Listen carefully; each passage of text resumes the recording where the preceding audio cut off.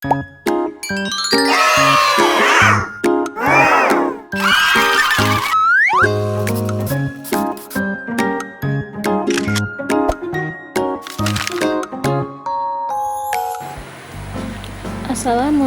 warahmatullahi wabarakatuh. Bagaimana kalian hari ini? Semoga kalian sudah dalam keadaan yang sehat dan masih semangat dalam mengikuti kegiatan belajar sejarah di rumah. Oke anak-anak, untuk pertemuan kali ini kita akan membahas mengenai respon bangsa Indonesia di bidang sosial budaya terhadap imperialisme dan kolonialisme, di mana di sini ada sebuah bentuk perlawanan ditunjukkan oleh masyarakat Indonesia dalam bidang sosial budaya, baik berbentuk seperti karya sastra, novel, dan lain-lain yang tujuannya untuk mengkritik atau menentang sistem pemerintahan kolonialisme dan imperialisme di Nusantara.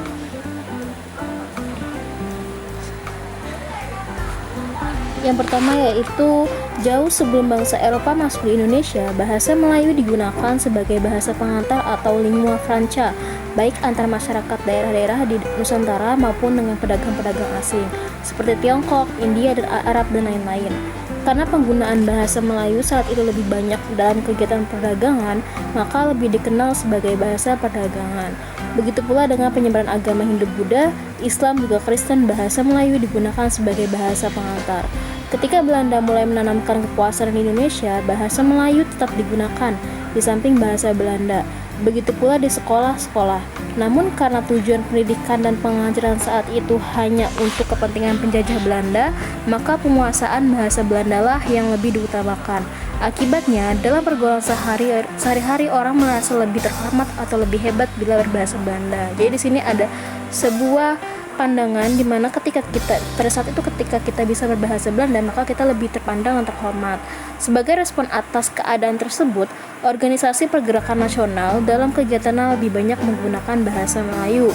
Contohnya Sarekat Islam dan kongres-kongresnya.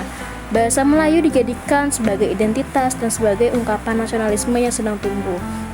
Penggunaan bahasa Melayu juga dilakukan pada pers, di mana di sini juga mendorong penggunaan bahasa Melayu oleh masyarakat secara meluas. Sejak Sumpah Pemuda, bahasa Indonesia digunakan dalam berbagai kesempatan seiring dengan kesadaran akan identitas nasional. Pada saat itu terbitlah suatu majalah sastra yang berjudul Pujangga Baru di bawah pimpinan Sultan Takdir Ali Syahbana yang memuat kaidah-kaidah sastra dan bahasa Indonesia.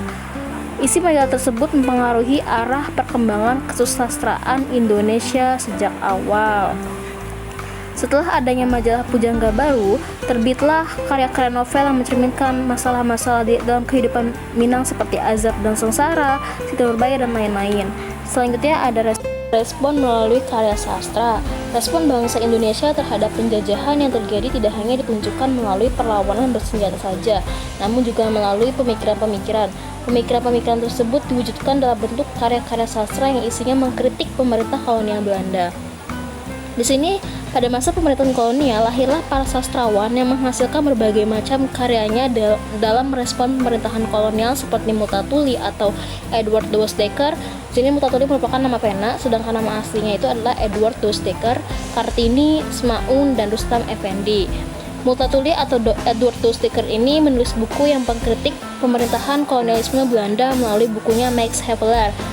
Melalui buku Max Havelaar tersebut, Edward Doesdecker atau Multatuli berusaha untuk mengungkapkan suatu sistem tanam paksa yang diberlakukan di tanah Jawa yang tentu merugikan bangsa Indonesia.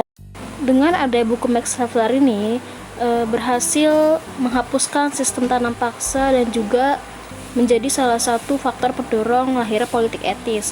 Kartini juga di sini menulis berjudul Door Distance Tulich atau dengan buku judul Halus Gelap Terbitlah Terang. Oke anak